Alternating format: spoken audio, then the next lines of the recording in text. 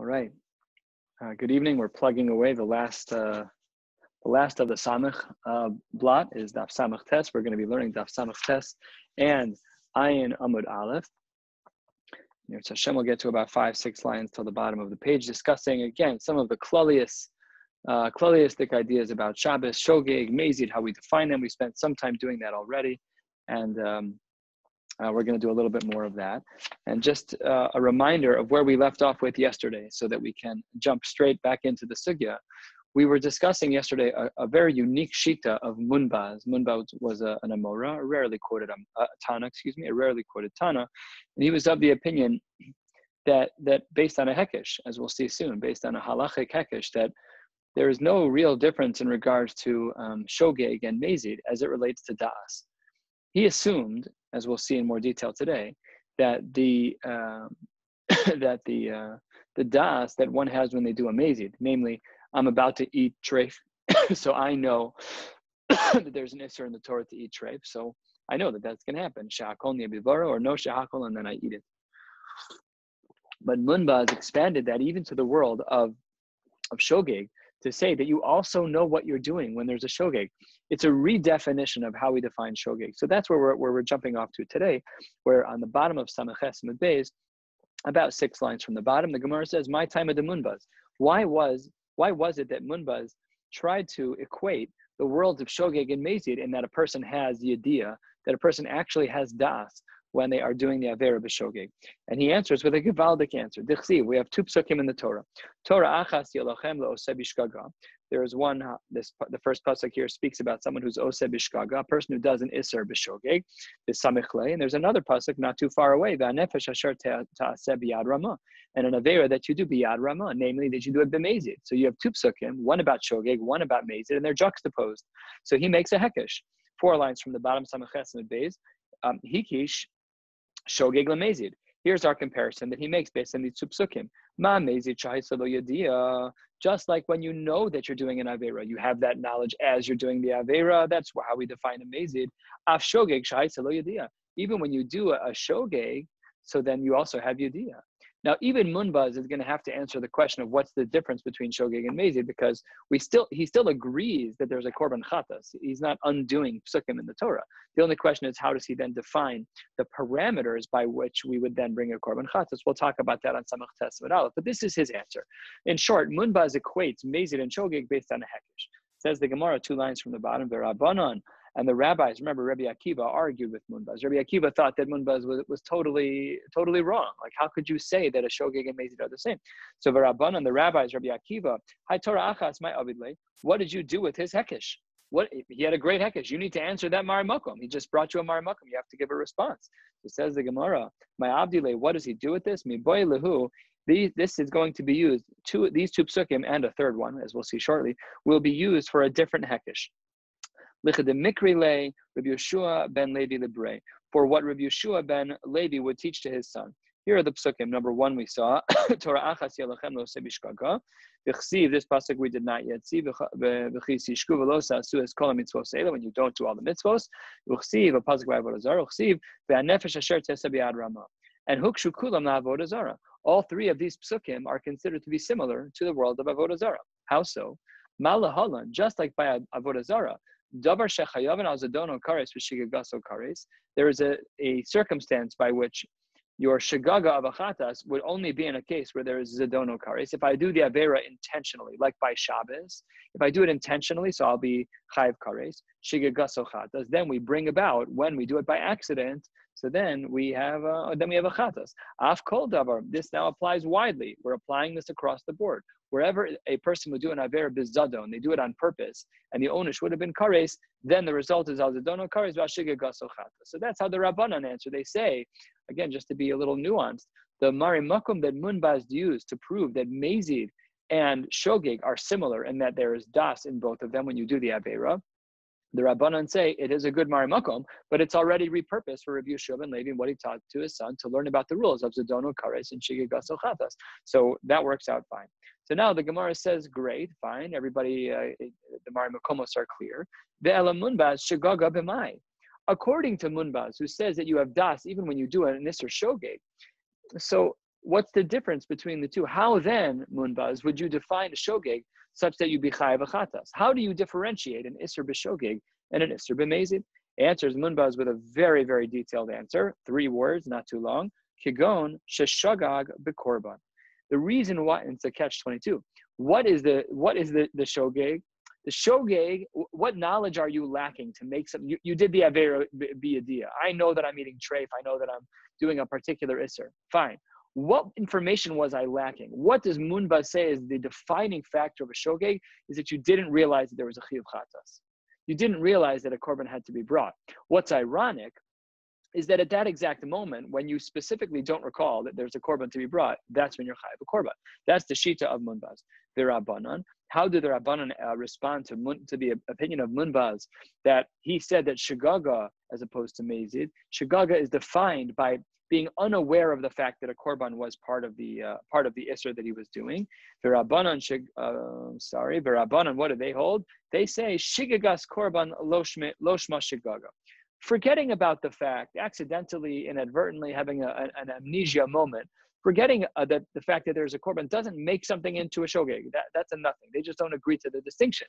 So then the Gemara spits right back. Okay, no problem. V'Rabbanan shigaga b'mai. According to the Rabbanan, you rabbis, so then what is your shogeg? Meaning we know that it's true that according to the Rabbanan, that the Isser is not the same as it was by Munbaz, because Munbaz said you had Yediyah, full Yediyah by the Mezid and full Yediyah by the shogeg. So how do the Rabbanan differentiate?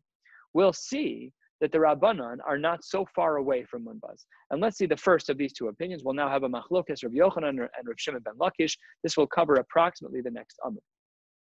We're about 6, 7, 8 lines down on Samach Tes Min Aleph. Rav Yochanan Amar, how do we define shogeg? Answers Rav Yochanan a crazy answer. Kevan sheshagag b'kares. If you were shagag, if you were inadvertent in the fact, you kind of forgot that when you do this Isser, Shabbos, Be'ilas Nida, anything, look at the first mission of Maseches Krisus. In all of the cases where we have a Chiyuv Krisus, if what you forgot was that there was an ownership Krisus, Afal Pisha Hezid Bilav, even though when you were doing the Maisa, you knew that you were violating an Isser Daraisa, that, says Rav Yochanan, is Shogeg. That's how we define it. The Shogeg is it's not so different than Munbaz. Munbaz said you have Das by a Mezid just like you have Das by a Shogeg. Rav Yochanan is kind of agreeing to that. What is it that you don't have das in? You don't have das in regards to the chiyuv kares. You weren't aware, and we'll come back to this over the course of the Amud. The Reish Lakish says, no, Rav Yochanan, you're too close to Munbaz. You have to be able to make more of a distinction in regards to the shogeg. How then do we define shogeg according to Reish Lakish? Reish Lakish Amar, ad sheyishgog belav vikares. You have to lack knowledge, and this was our basic thinking.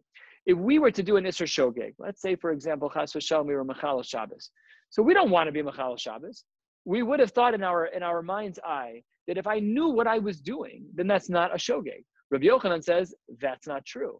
It is considered a shogeg, even if you knew that there was something aser b'shas ma'isa, but you forgot that there was kares. Rav Shimon ben Lakish says too much. Your threshold is not a normal threshold, and we typically think like this, though the din is not like Rav Shimon ben Lakish. We pass him like Rav Yochanan. Rav Shimon, Reish Lakish Amar ad sheyishgog belav v'kares. It has to be, in order for something to be shogeg, you have to not know that there's kares and not know that there is an isser lav, that you're violating an isser deraisa. Amar Rava asks, my time under Rav Shimon ben Lakish, what is the reasoning behind the opinion of Rav Shimon ben Lakish that he defines shogeg as not having in your mind both the kares and the lav, the onesh of kares and shamayim, and the knowledge that you're violating an isser Torah, two separate aspects. So says the Gemara based on Psukim.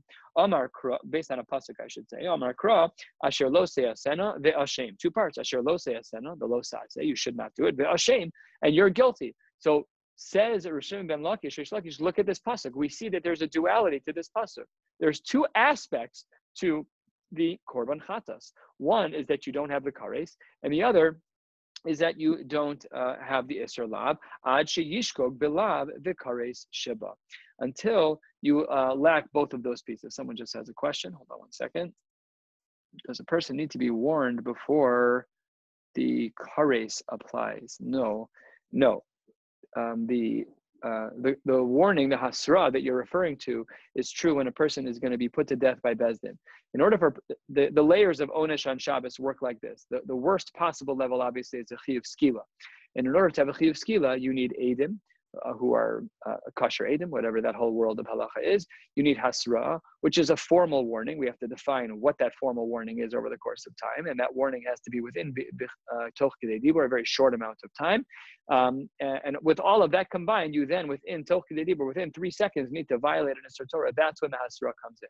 But by an Isser Karesh can be generated even b'chedrei chadarim. You're in your own room and you violate, you scramble eggs when you wake up on Shabbos morning. You're chayv kares. That's the din. That's the din. I'm not assuming that it was b'mezid. If it was b'shogeg, then you're chayv achatas. Without a Beis Hamikdash, we should daven. Maybe we should fast. I asked a shaila like this to one of my Rabbeim about I don't remember all the details, but he said that if there was someone who had violated an Isser Shabbos, then they would have to fast for 40 days because there's no korban chatas, a whole Torah. But it was after the fact. But nevertheless, to your question, the hasra doesn't apply here. The hasra, the warning, only applies in regards to the chiyuv of skila. So that's how the Gemara answers in regards to Reb Shimon ben Lakish, that his opinion was based on the pasuk of Asher Lo Se'asen, of the Ashem, that there are 2 features to shogeg. One is that you don't know about the kares, and the other is that you don't know about the lav itself. So Rav Yochanan, what does Rav Yochanan do with that pasuk? Rav Yochanan, hi krad Reb Shimon ben Lakish, my abedei. What does he do with it? Answers the Gemara, mi baile lichadatanya. We need it for a different drasha. This is a longer brisa. So the first part of the brisa is not relevant to us, as we'll see. The first line is lichadatanya. Me'am haaretz prat lemumar. This is speaking about someone who is a mumar. A mumar is someone who is rather intentional with their not keeping of Shabbos. There are different types of mumarim. There's mumar l'davar echad, there's mumar l'chol Torah kula, there's mumar l'hachis, various versions of that. We're not going to spend time on this now, but this first part of the brisa says that the words me'am haaretz teaches us to exclude a mumar, that a mumar is not allowed to bring a korban. But we were asking a different question. We were asking, what does Rav Yochanan do with Rav Shimon ben Lakish's pasuk? And that is now this point. Rav Shimon ben Elazar, Omer, Mishum Rav Shimon, Asher lo se'asen of Hashem, Hashav miyadiyaso maybe korban al shigagaso. Lo shav miyadiyaso, eino maybe korban al shigagaso. This Rav Yochanan teaches another layer of the din. Rav Yochanan is teaching that had it been that I knew that when I violated this Isser, I was going to be chayiv, then I would not have done the Isser. That's how we define shogeg. We define shogeg in a different way. We define shogeg in would I have stopped myself had I been a little bit more aware. So that's what the Gemara is saying here in the name of Rav Shimon ben Elazar. Again, just to read and translate again, Hashav miyadiyaso, someone who had he known maybe korban al shigagaso, lo shav miyadiyaso, if he would not have come back and stopped the avera, then he would not be chayiv on a korban. That brings us to the 2 dots. And again, to be clear, machlokas, Rav Yochanan and Rav Shimon ben Lakish. Again, it's important to review this because we're going to be using this for the next half an amud or so, and it will get a little nuanced. So I just want to make sure that we're clear that Rav Yochanan was of the opinion that if a person, the way we define an Isser Shogeg is where it slips my mind that there's an Isser Kares, but I do the Isser with knowledge. That's the Shita of Rav Yochanan. So let's continue. Tnan, the Mishnah teaches us, Avos malachos arbaim chaser achas. We know that there are 40 minus 1. There are 39 malachos. V'havinan ba. But when we look into this, minyan olamali. Why do I need the number? This is similar to a Gemara we learned many blot ago. Where was this? Tava, really? I thought it was closer than that. Minyan olamali. Why is it that we need a number? Rav Yochanan said it's to teach us the following very important din. That if I were to have done 39 malachos, one after the other, but in one lapse of memory, so the din is that I would still be chayav al kol achas v'achas. There are applications to that. Heichi mishkachas la. What are some of the applications where we could see this? The application would be Bizadon Shabbos v'shigigas malachos. That would be where I knew about Shabbos, but I was not aware of the definitions of each of the malachos. In such a case, you would be chayiv al kol achas v'achas. And says the Gemara, going back to our machlokas, to Rav Yochanan and Rish Lakish, to see which one makes more sense. Bishlama the Rav Yochanan. I understand that this is possible. This case is possible within the world of Rav Yochanan. The Omar kevan sheshagag bekares afal pi shehezi belav. Mishkachas lakikon the yada lo leShabbos belav. He knew that there were lavim on Shabbos. He just didn't know about the kares. That we understand. That makes perfect sense. Rav Yochanan fits with this Mishnah. He fits with this understanding of this Mishnah. Elo the Rav Shimon ben Lakish tamar chiyishvog belag uvekares. But according to Rav Shimon ben Lakish, this Mishnah does not make sense. Because this Mishnah, in order to be understood, requires that there's a zadon, there's a knowledge in one place, either by the Karesh or by the Lab, and a shagaga by the other. But here, the definition, as we learn in the name of Rav Shimon Lakish, is that shogeg is defined by having a lack of knowledge both by the zadon, both by Shabbos and by Karesh, both by the Lab and by Karesh. So if that's true, this Mishnah doesn't make sense. The Yada Leila Shabbos b'mai. How then would he understand this Mishnah? After all, he's just not knowledgeable of Shabbos. He may be equivalent to a Tinok Shenish, but he doesn't know about Shabbos and he doesn't know about the Malacha. So then how does he understand our Mishnah?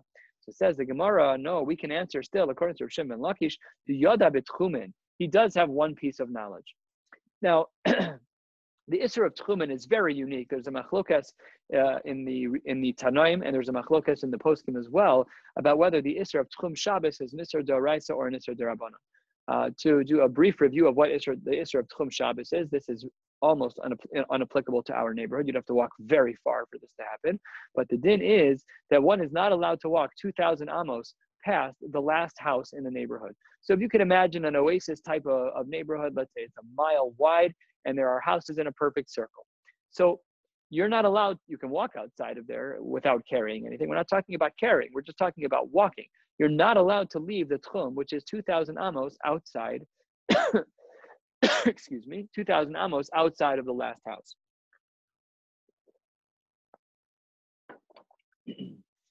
But it's not listed as one of the 39 malachos. So that's what we're talking about here. Says Rav Shimon ben Lakish, how do we understand this Mishnah?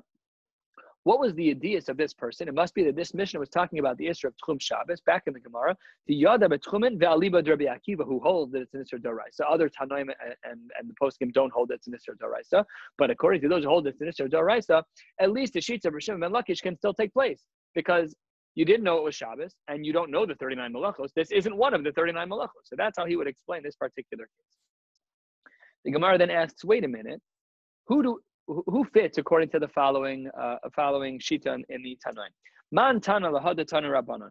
Who is the one who follows, who is the author of all of these shitas? And we'll see the two extreme shitas and a variety of shitas in the middle here. Let's see. Shagag bazeu vazeh.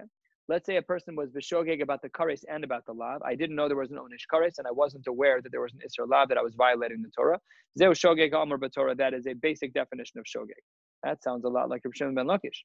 Hazid bazeh vazeh. If you violated both intentionally, so that zehu mezid amar b'Torah, seemingly according to all opinions, that makes perfect sense. Here are a bunch of cases in between those two bookends. Shagag b'Shabbos. You forgot that it was Shabbos, v'hezid b'malachos, but you knew all of the 39 malachos, or the opposite, or sheshagag b'malachos, you weren't aware of all the malachos, v'hezid b'Shabbos, but you knew all about Shabbos, you know about the beauty of Shabbos. Oh, she'amar yodea ani she'melacha zo asura, I know that the action I'm doing is forbidden, about any yodea she'chayev and aleh korban, olo, chayev.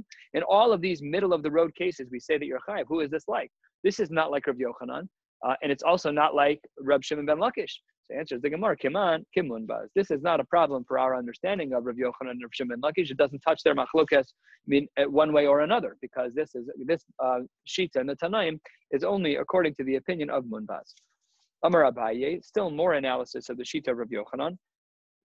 Again, Rav Yochanan holds that shogeg is defined as not knowing about the kares, even though when you're doing the isser, you have knowledge. Very important to understand here. It's a subtlety, and it'll make that one piece of information will make this little Gemara, the next two pieces of Gemara that we're going to read, much more clear. Amar Abaye says, Hakol Modim, everybody knows, when it comes to B'shuas Bitui, to making a swear, to making a promise, this is more the casual type of swear. It's not formal. It's kind of like if a person were to say about themselves that they promise that they're going to exercise later today.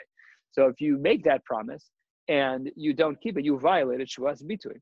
So what's the din that Abaye says? Hakol Modim, everybody agrees by Shuas Bitui, she'ein chayavan aleha korban ad sheyishkog belav sheba, that you're not going to be chayav a korban until the action that you did was done b'shogeg. Meaning, if you did it intentionally, so then you're not going to, if you did it intentionally, you are not going to be chayav a korban. The only way that you're chayav a korban by Shuas Bitui, by making a promise and not keeping it, is if the action was done b'shogeg. So says the Gemara in the name of Abaye, Hakol Yodim Man. We know whenever we say this language of Hakol, it always means to include something. So who is he trying to include? Answers the Gemara, answers Abaye, Rav Yochanan. So the Gemara is like, wait a minute, Rav Yochanan was of the opposite opinion. Rav Yochanan said that on Shabbos, the definition of shogeg is when you do the maisa with yediyas. The maisa wasn't the shogeg. The shigaga was by kares. That's how he defines Shabbos. How then can he fit here? Says the Gemara, it's actually not so difficult. Pshita. We could definitely make Rav Yochanan fit here. How so? Kika amar Rav Yochanan heicha diika kares. When did Rav Yochanan say his din that shogeg is defined by shigaga and kares and azadon by the actual lav, like by Shabbos? I forgot that there was kares, but I know that I'm doing choresh, kotzer, omer. I know that I'm cooking, right? That was only true the iko kares in an isser that has an isser kares. However, aval hacha by shvuas bitui, there is no isser kares by shvuas bitui. And then let's see how this plays out. Aval hacha the leka kares lo. So then we understand that maybe Rav Yochanan easily could have fit into this opinion. So says the Gemara, why then did you have to tell me Rav Yochanan? I know how he can fit, because this is not a case of kares, and therefore this case is now potentially equivalent to Rav Yochanan's opinion. Says the Gemara, no, we had to specifically say it was Rav Yochanan, because Salka Daita Chamina, I might have thought, Hoil v'chayev korban chidushu, because in the case of Shvuas Bitui, there's something very unique about Shvuas Bitui. What's that? It's that it's chayev a korban. Why is it unique that you're chayev a korban on Shvuas Bitui? Because Dibechol HaTorah Kula, last two lines on Samach Testament Aleph, Dibechol HaTorah Kula, Lo Ashkechan Lab, the Maisi Aleha Korban, the Hacha Maisi. We don't find any Isurim in the Torah, or rare Isurim in the Torah, where there's an Isur that brings you to a Korban, without the Korban itself being related to an Isur Kares. By Shabbos, if you violate Shabbos b'mezid, you're chayev kares. Fine. Then, if it's zadon, if you do something on purpose and you be chayev kares, then we can understand that there's a korban chatas when you do it by accident. But by Shavuos bitui, there is no kares. So really, there should be no korban. That's a chiddush of the Torah that we have a korban by Shavuos bitui, and therefore, ki shagag bekorban. I might have thought that according to Rav Yochanan, that if you were shagag bekorban, nami lechayev. So then, that if you kind of left it out of your mind about the korban, you weren't thinking about it and you blanked. I forgot that there's a korban by Shavuos bitui when you did the Isser. I would have had a havamina that you're chayev, turning to the top of Samach Testament Beis, Kamash Malon, that's not true. So we had to include Rav Yochanan to ensure that there was clarity there. Meisi Vei, top of Samach Testament Beis, the Gemara asks yet another question about Shavuos bitui. Ezu shigigas Shavuos bitui l'sha'avar. What is the case of shigigas, of a shagaga, of an accidental shvuas bitui, making a promise in the past tense? I promised that yesterday I did something, right? Let's say someone promised that yesterday they ate 8 slices of pizza, but they're lying. So that's shvuas bitui l'sha'avar. So let's see what the case is. Says the Gemara, second line, Shim Omar, Yodea ani sheshvuazo asura. I know that what I promised was asur. Aval eini yodea im chayavan aleha korban olo. I'm not sure if I would have been chayiv a korban. He just didn't know the din of Shavuos korban. It's Shavuos bitui. So it says halacha chayiv. Hold on 1 second. We just learned like 1 second ago that that we don't have to worry about that. We just said in the name of Rav Yochanan that his Kamash Malan, the first words on this page, Kamash Malan, came to teach us in the name of Rav Yochanan that in that specific case where you're unsure about the korban, there's no korban.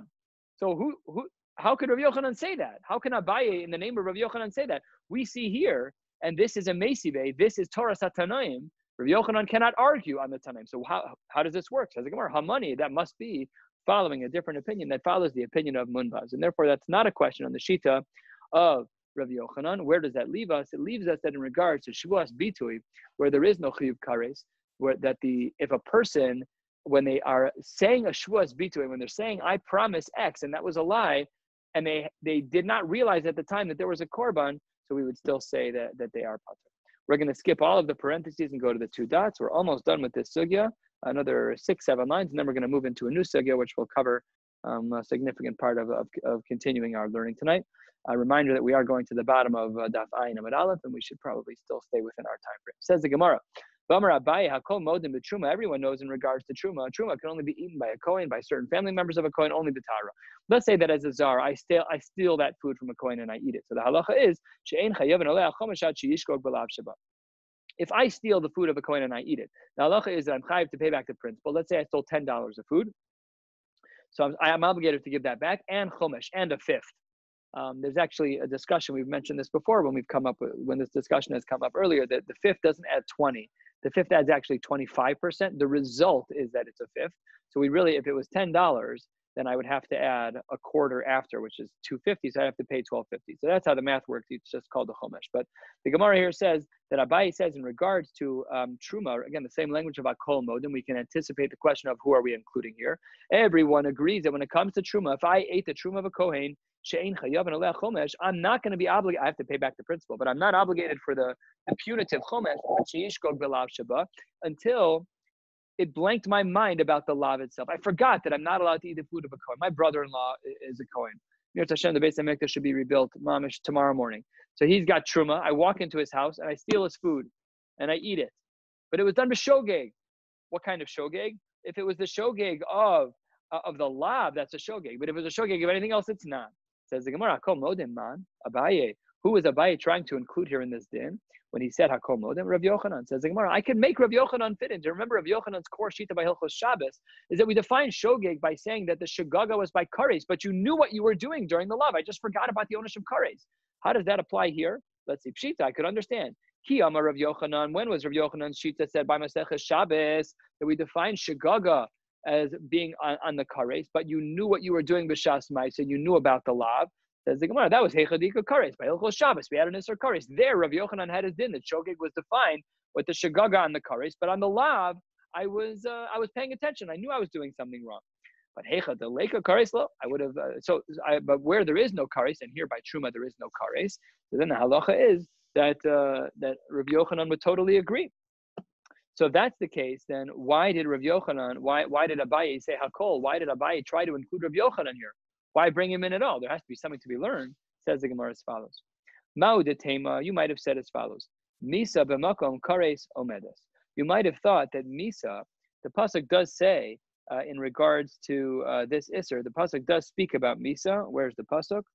The pasuk says, it's quoted in Rashi, Dibur Hamaschel Hakol Modim B'Truma, toward the bottom of that Rashi, Umesu bo ki yechalaluhu, v'samechle v'chol zar lo yochal kodesh. So based on a juxtaposition of two psukim, the word Misa is used in reference to Truma. So now let's go back to our Gemara. I might have thought that Misa, that the potential for death, as it relates to Truma, is b'makom kares. That really suggests the Gemara. Abaye said, without adding in Rav Yochanan, I might have thought that the Misa that is applied by the world of Truma is equivalent to kares by Shabbos. I might have thought that Rav Yochanan's definition of shogeg by Shabbos applies perfectly here to Truma because the Misa by Truma is similar to the Kares by Shabbos. And that's what the Gemara is arguing. The Chishagag by Misa. And if you had Shagaga by Misa, but you had intent by the Isser, we would have thought that you're Chayiv. The Kamash Malan, absolutely you are not Chayiv. There's no Korban here. Rava Amar, this is a side argument, and we're not going to spend too much time on this argument, but Rava Amar, Misa b'makom kares omedes, b'chomesh b'makom korban ka. He says that when we speak about Truma, we do say that Misa is equivalent to kares as it relates to its comparison to Shabbos, and the chomesh, the punitive measurement of paying an extra 20%, really 25%, b'makom korban ka is equivalent to a korban on Shabbos. The Gemara here discusses now a new sugya. Let's say that a person wanders out into the desert. They have no idea what day it is at all. No technology. No one's around for miles. You mamish are plunked into the desert. You woke up after being tranquilized. You have no idea what day of the week it is. How do we keep Shabbos? How do we keep Shabbos? 2 dots right in the middle of the page, a little bit above, Samach Tesamid Beis. Amar Rav Huna, a person's walking on the way or in a desert. He has no idea when Shabbos is. 6 days we work, on the 7th day we rest, we follow the Bria. We follow the way the world was created. That is the Shita of Rav Huna. The reverse. The first day, once it becomes dark that night, you keep that first day of Shabbos, and then the next 6 days are weekdays. What are they arguing about? The first sheet of Rav Huna says we follow the creation of the world. God created the world on a Sunday, and he celebrated Shabbos on the 7th day. On the 7th day, he rested. So that's why Rav Huna holds what he holds, that we hold 6 days of weekday, and then the 7th day we turn into Shabbos. However, Adam Rishon was born on a Friday, created on a Friday. The first day after when it became dark out was Shabbos. So he kept Shabbos, and then the next 6 days were weekdays. So Rav Huna holds Brias HaOlam, and the sheet of Chia Bar Rav is not that way. He holds it, it's like Adam Arisha. Macy Bay, the Gemara asks a question from the Tanaim. Shabbos. You get lost. You have no idea when Shabbos is. You've lost the day of the week. Mishamer Yom Echad Shisha. What do we see in this Torah Tanaim? You keep, listen to the language. Mishamer, you keep Yom Echad Shisha. You keep one day for each 6 days. My love, doesn't that seem to read that Mona Shisha Mishamer Yom Echad? Doesn't it seem to be that it's like our first Shita of Rav Huna, that you keep 6 days weekday and on the 7th day you rest? Says Gemara, no, I could understand that line differently. Lo, it's Mishamer Yom Echad Mona Shisha. It does say Yom Echad before Shisha, even though the grammar doesn't seem to play out, and the Gemara is bothered by that, as we'll see soon. But maybe this could be read in both ways, so this is not a kasha on anybody. Says the Gemara, Ihachi, if that's the case, why is the language so weird? Mishamer Yom Echad L'Shisha? If you want to argue that you need to keep Shabbos first, then Mishamer Yom Echad Mona Shisha Mibayile. Say a clear language. Not only that, but Odin, furthermore, we have another brisa. Tanya, what does the brisa say? You're walking, you have no idea when the day is. What is the din in this brisa? Mona Shisho Mishamer Yom Echad. Very clear. So because of these two questions, we reject the sheet of Chia Bara. We embrace the sheet of Rav Huna. This is halacha l'maisa. God forbid we should never get lost. But if we do, Tiyufta der Chia Bar Huna Bar Rav Tiyufta, and in fact, that's what we would do. 6 days we would work, and on the 7th day we would rest. 2/3 of the way down. Every day you're allowed to do what you need to stay alive, not more, because maybe each day is Shabbos. And because of Bikuach Nefashos, you're allowed to violate Shabbos. So if you have to shecht an animal, so fine, you can shecht one animal. You can't shecht 10. You can't have a whole party. You can kill one animal, but you can't kill every animal. You do the minimum every day. Bahu Yoma Lemus. On that 7th day, you don't even know it's Shabbos. On the 7th day, you don't do anything. You shouldn't eat. You should die. We don't go that far for Hilchos Shabbos. It says Gemara, no, she should make double the money the day before. It's like the month, double dose on Friday. But maybe yesterday was Shabbos, and now you're doing extra work beyond the minimum on that day.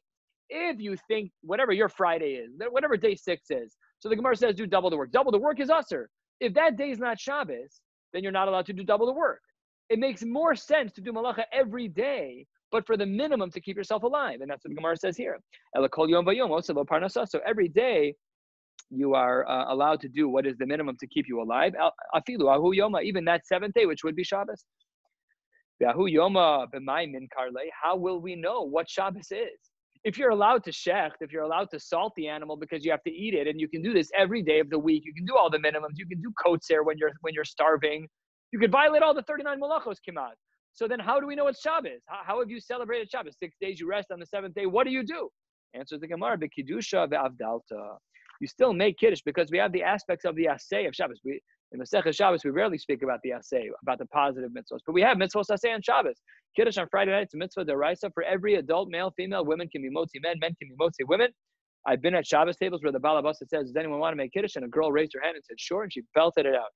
We all were like, we weren't ready for it. But your Yotze Medina, she's chayev iska shomer v'zachar. We're going to see that drasha. We've seen it before, actually, that a woman is fully obligated in Kiddush on Friday. There are mitzvahs to say. There is a machlokes in regards to Havdalah. Do we say that Havdalah is a din d'oraisa or a din d'rabbanan? Do we extend the mitzvah d'oraisa aspect of Kiddush on Friday night to Havdalah as well? Yes, no, maybe. This might be a raya that we do because Kiddush and Havdalah are grouped in the very same category. Nevertheless, that's how the Gemara answers, is that even though it's true that when you are stuck in the midbar, you're treating the first 6 days as Sunday through Friday, even though it might be Tuesday through, we have no idea what day it is. The first 6 days, you keep weekday, you can do malacha every day. The 7th day, you also do malacha because you have to keep yourself alive. How do we know it's Shabbos? With Kiddush and Havdalah. Continues the Gemara, 3/4 of the way down. Amar Rabba, im haya makir mixas hayom sheyatza bo osa malacha kol hayom kulo. Come on, says the Gemara. If you know on the day that you left, you can finish doing malacha that day. Really? Says the Gemara, pshita. That's obvious. On the day that you left, you know it wasn't Shabbos. So then how can you? Why do you have to teach me this din? I know that on the day that I left, let's say I wake up one day, I'm totally, I don't know what day of the week it is. It could be Monday, it could be Friday. I don't know. I go into the desert that day. So the Gemara says I could finish my malacha that day. Of course I can finish my malacha that day. What are you teaching me? It says the Gemara as follows. Mao Detemin, you might have thought as follows. Since we know you for sure did not go out on Shabbos. And also, but Male Shabbos, Nami Lo Nafik, you also didn't go out on Male Shabbos. You didn't leave the house on Erev Shabbos either. You're not going to go traveling on Friday. We'll see soon that this Havamim is going to be questioned. First of the very long lines. B'hai inami b'chamisha b'Shabbos nafik. If in fact you left the house on Thursday, b'chamisha, the 5th day of the week, then maybe maybe we could have argued that because it's Thursday, so you have all of Thursday, and you have all of Friday, you have 2 days to do malacha until Shabbos. Says the Gemara, no. Kamash Malan, this Gemara, which says that you're allowed to do only that 1 day's worth of work, is to teach you the following. Zimnin de mishkach shayrasa, you found a caravan that was leaving even on a Friday, umikri v'nafik, and you hopped on the caravan. So maybe it's possible that you got on your caravan, you got a tremp on that day. So then we would assume that you only have 1 day. That's why the Gemara was there to teach us that, yes, in a dream world, and we learned this Mishnah earlier, we don't travel on Fridays wherever possible. Maybe you're a few days out, but here, maybe you hopped a ride. You had a ride on Friday morning. You didn't realize what day of the week was. You got in the car. You only have that day. So that's why the Gemara did that, is that in case maybe in this state of mind that you were in, you actually started traveling on Friday, you only would have that day. So because of this rare scenario, the Gemara therefore taught a unique din that you can only finish out the malacha of that particular day. 6 lines from the bottom. Hayodeh Ikr Shabbos, says the Gemara, Minohani Mili, what? What are you talking about? So take a look at Rashi, 6 lines from the bottom of Rashi. Minohani Mili, how do we know? Sheyesh Mechalel B'Shabbosos Harbe B'Chayev Achas Al Kulan. How do we know that there's a case, says Rashi, where you can be Mechalel many Shabboses and only have 1 Chiyuv Chatas? And continues Rashi, V'yesh Mechalelan V'Chayev Al Kol Shabbos. And there's also a scenario, let's say you violated 10 Shabboses, sometimes you're chayav 1 korban, sometimes you're chayav 10. How do we know that? Based on a drasha. Back in the Gemara. Amar Rav Nachman Bar Yitzchak Bar Avua Trei Kroi Ksive. There are 2 psukim. V'shamru b'nei Yisrael HaShabbos in the singular. That's pasuk number 1. Shabbos is listed as 1. U'chsiv v'es Shabbos osai tishmoru. My Shabbos is plural. What does that mean? My Shabbos is. It says the Gemara Haketzad. V'shamru b'nei Yisrael HaShabbos. That's 1 Shabbos. Shmira achas the Shabbosos harbe. I'm going to give you 1 korban that applies for many different Shabboses. And what about the other one? Ves Shabbos osai tishmoru, the plural. Shmira achas l'chol Shabbos v'Shabbos. We have to take care of each of the averas that we did. 1 shmira, 1 korban for each and every Shabbos. Says the Gemara, Maskif Rav Nachman Bar Yitzchak. Rav Nachman Bar Yitzchak, remember, Rav Nachman Bar Yitzchak argued against Rav Nachman, and he says, the Rabbi Ipcha Mistabra. The drasha is going to be reversed. By the way, before we move on, Rashi on the bottom line of Rashi, take a look at this last line. Rashi says, Ubein Rav Nachman Bar Yitzchak lo pligi. They're not even arguing. Ella, all that's happening is b'mashma'usa ma'idi yolif mar mehaikra yolif mar me'idach. They're just trying to figure out how to learn pshat in each pasuk. Do you learn the Vishamru, the Shabbos from the word, the pasuk of Vishamru? The Shabbos is singular there, so therefore we learn 1 to many, or is that the many to 1? So this is how the Gemara explains the maskif. Rav Nachman says,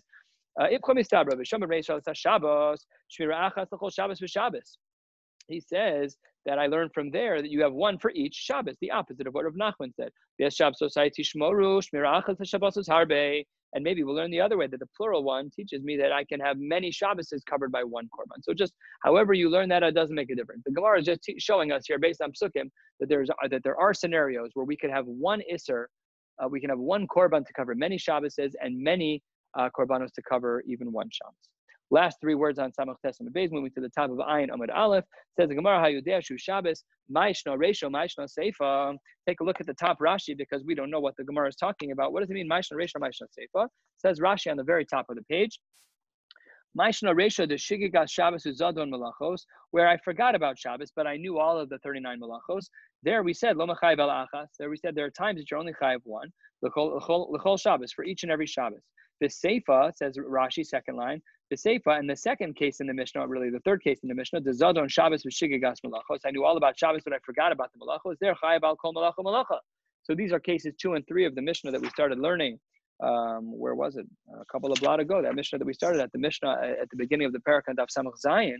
So Ma'ishna Reishna Ma'ishna Seifa. How do we know to tell the difference between these 2 cases, where, as Rashi pointed out, that there's just different chiyuvim, some on 1 and some on many, but in regards to the malachos? Answers the Gemara, Amar of Safra Kan Medias Shabbos Uporesh. In one case, the person totally forgot about Shabbos. The Kan Medias Malacho Uporesh. It depends what you forgot. If you forgot Shabbos, it's X. If you forgot malachos, it's Y. It just depends what's going on in order to determine how many malachos you have violated. It says the Gemara on the 3rd line. Hold on 1 second. Amalei Rav Nachman. Klum parish mi Shabbos el mishum malachos. Klum parish mi malachos el mishum Shabbos. These 2 worlds are perfectly intertwined. You can't separate out these 2 types of yediyas to say that that's how we know the Reisha is one and the Seif is the other. Rav Yosef doesn't like this. Rav Safra doesn't like this distinction. Ela Amar Rav Nachman. Rav Nachman says, Korban dechiyev rachmana amai ashegaga. No, what are we talking about? That the korban that we are obligated on, what does that apply? That applies to shegaga. In other words, Where there is a shagaga by the malachos, there we have a lot of different korbanos chiyuv. Where the shagaga was Shabbos, on the whole Shabbos, there we have only one korban.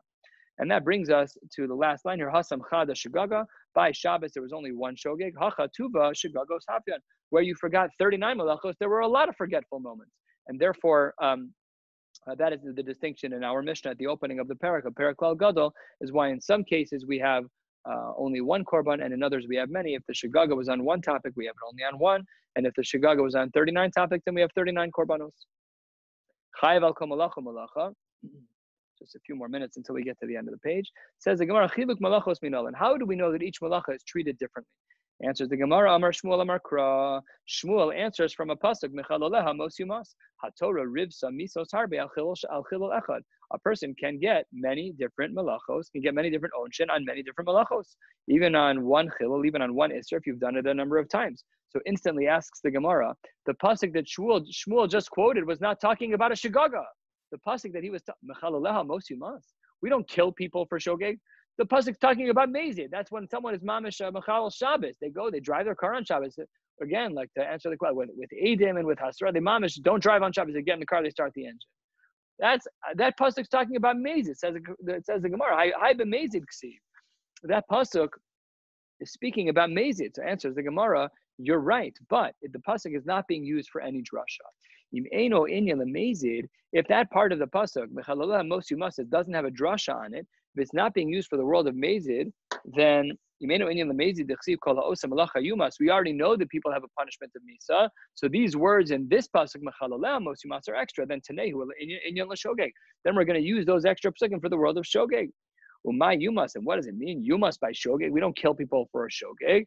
Answers the Gemara, yumas b'mamon, that they're going to be obligated to pay for their korban in order to get some forgiveness. Ask the Gemara against Shmuel. That's where you learned from. Why not v'tepok le'chiluk malachos mehecha denafka leRav Nasan? There's another Marimakom. Rav Nasan learned out chiluk malachos, that we give distinct onshin for malachos from a different place.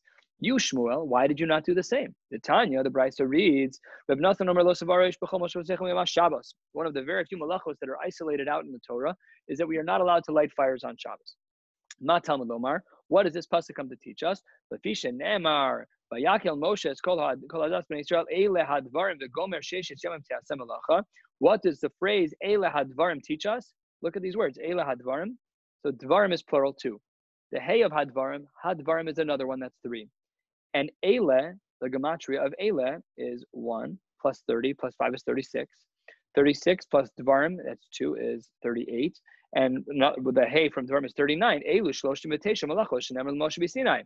Yachol, now we got to the count of 39. Yachol, maybe you would have thought, Asan kulam behelam echad, enu chai v'la'achas. Maybe if I would have done all 39 malachos behelam achas with one moment of forgetfulness, my shagaga was on all 39 malachos, maybe I'm only chai of one. Talmud Omer, you can't, because 2 other malachos are isolated out in the Torah. Becharishu v'katzir tishbos. In regards to charisha, in regards to plowing, uvekatzir, and harvesting, the Torah says we're obligated to do shvisa. So we see that each malacha is given its own platform. So what do we see from here? That maybe all 39 malachos should be treated with distinction, and each one gets their own onish. If you violate all of them, b'shkagachas, behelamachas. Says the Gemara, ve'adayin.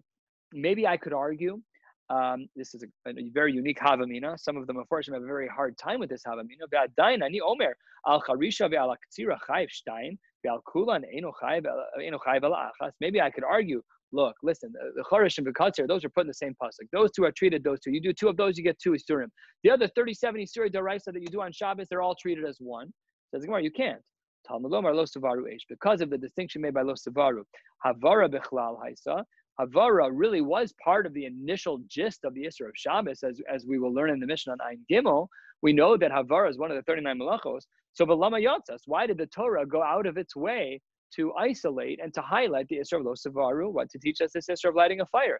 Says the Gemara, Lahaki Shelah, to make a comparison to it. But Lomar Lacha as follows, to say, Ma Havara Shehi Av Malacha, B'chayavan Ala Bifnei Atzma.